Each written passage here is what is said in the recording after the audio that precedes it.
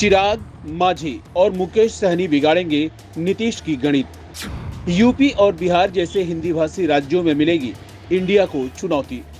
इतना आसान नहीं है विपक्ष को एकजुट कर बीजेपी को हराना।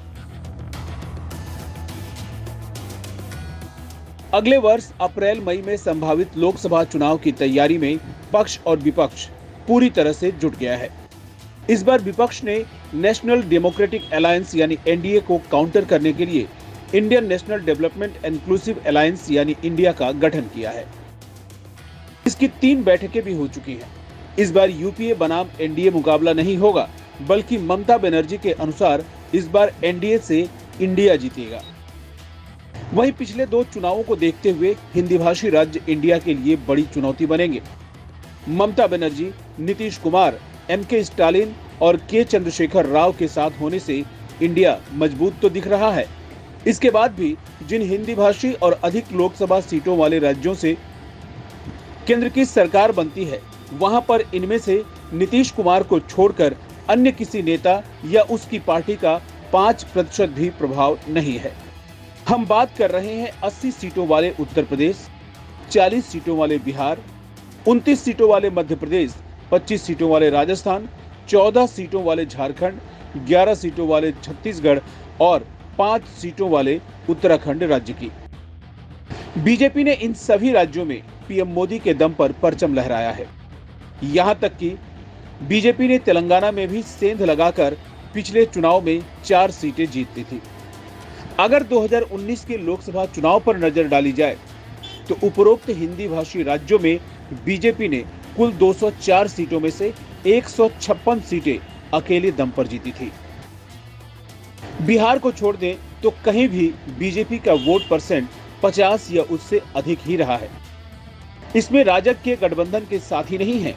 नीतीश कुमार की जदयू ने बिहार में 16 सीटें हासिल की थी, जबकि रामविलास पासवान की लोक जनशक्ति पार्टी ने 6 सीटें जीती थी।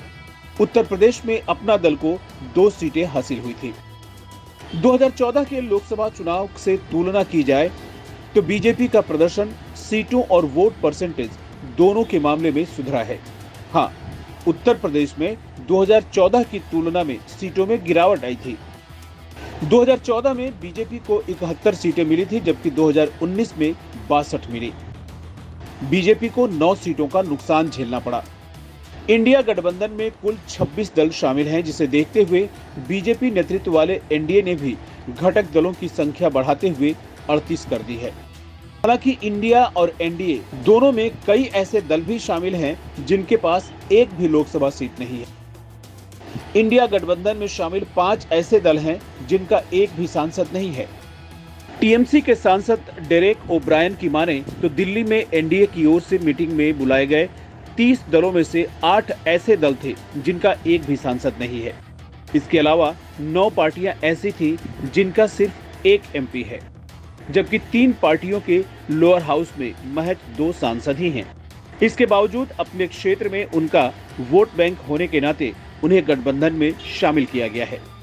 नीतीश की सर्वाधिक पकड़ कुर्मी वोटों पर है, जो करीब 16% है। वहीं उत्तर प्रदेश में यह वोट परसेंट 6 के करीब है। एनडीए की बात की जाए तो चिराग पासवान के पास 7% का अच्छा खासा पासवान वोट बैंक है। इसके अलावा 5% मल्लाह वोट भी मुकेश सहनी के कारण एनडीए की ओर झुक गया है। पूर्व मुख्यमंत्री जीतन राम मांझी भी एनडीए के साथ मिलकर 2-3% वोटों का फायदा करा सकते हैं। इस तरह से ये तीनों मिलकर नीतीश कुमार के सीटों और वोट बैंक की गणित को बिगाड़ सकते हैं। चूंकि बिहार की सारी राजनीति जातिगत आधार पर ही होती है, इसलिए ऊंट किस करवट बैठेगा ये अभी कहना मुश्किल है।